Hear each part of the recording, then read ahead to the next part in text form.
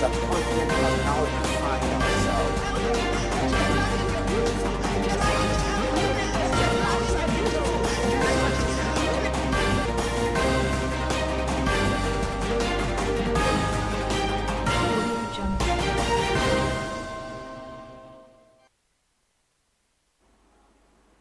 Hello and welcome to Tostv, your digital-first Pan-African network. I am Adesuwa Osui and this is TOS News Track.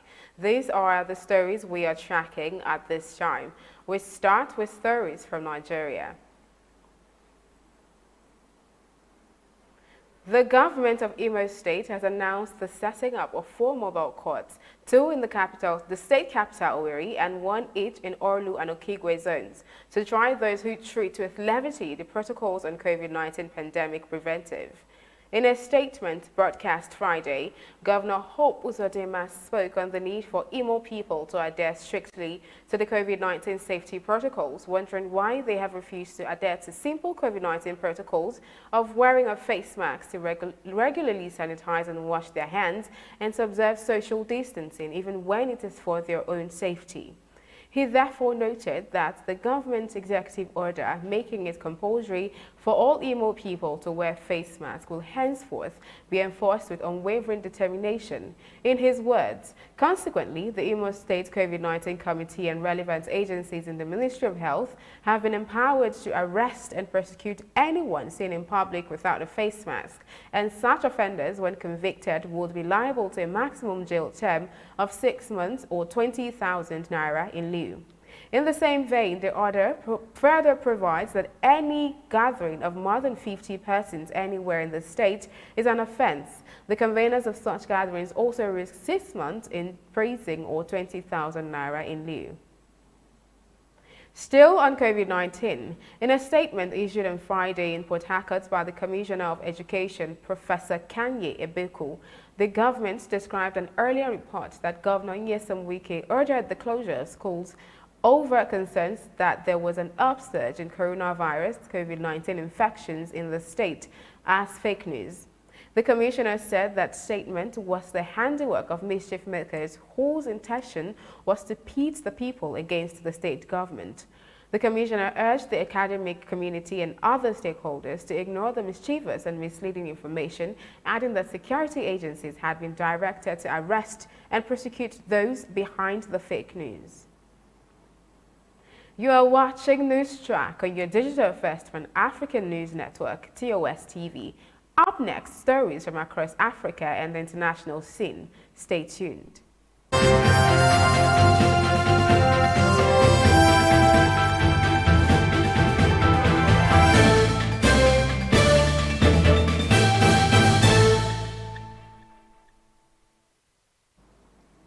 The scheduled African Union Commission election slated to hold on February 7th in the Ethiopian capital Addis Ababa is facing an unprecedented level of public outcry due to the fact that for the first time in its history, the incumbent chairman Faki Musa Mahamat of Chad is running unopposed for a second 4-year term.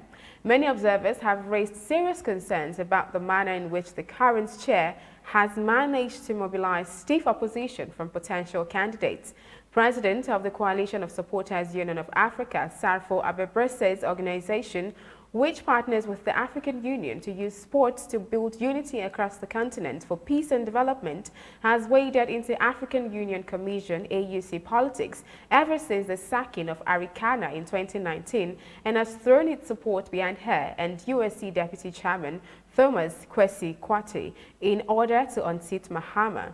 With barely a couple of weeks to go for the elections, it has emerged that Mahama will be the only name on the ballot paper, but the Kosovo president is not giving up.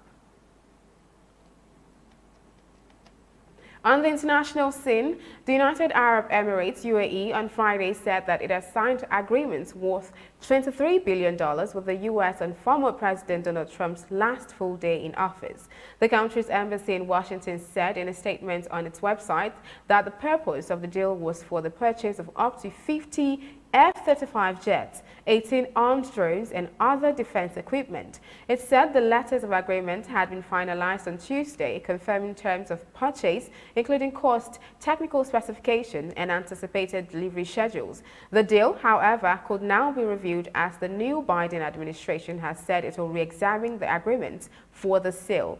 The Trump administration had expressed its support, saying it was in tandem with U.S. foreign policy and national security objectives by allowing the UAE to deter Iranian threats. The UAE, a close U.S. ally, has long expressed interest in acquiring the stealthy F-35 jets made by Lockheed Martin and was promised a chance to buy them in a side deal when it agreed to normalize ties with Israel last August. You are watching your digital first Pan-African news network, Tostv. Still ahead, business and sports.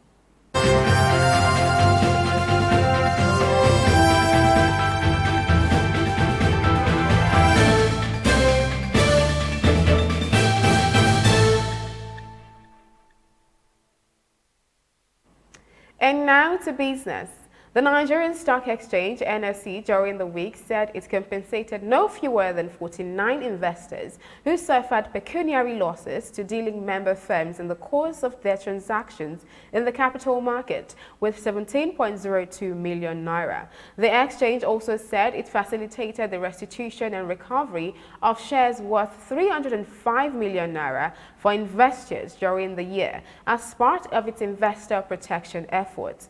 The chief executive officer of the NSE, Mr. Oscar Onyema, disclosed this at the virtual yearly review of activities in the capital market and outlook for the new year. He stated that the exchange upgraded its X-Whistle platform to also strengthen investors' protection, allowing whistleblowers to generate detailed and varied reports with analytics for proper tracking. And in sports, like most of the world, sport has been put on hold in Togo due to the coronavirus pandemic, with football suspended. In order to continue the fight against the spread of the virus, the Togo Football Federation, FTF, said that all players and club staff must undergo tests before training can resume. While the clubs are keen to get the delayed 2020-2021 session underway, they say they simply could not afford it if the FTF insists on regular PCR tests, which according to health authorities cost $50 per person.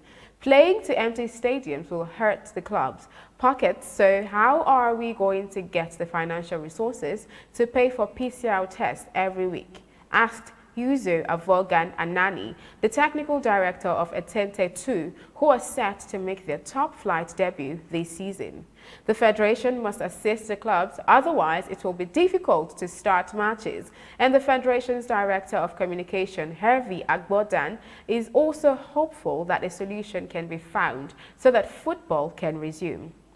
Like every other African nation, Togo applied to football's world governing body, FIFA, for a grant from its COVID-19 relief plan.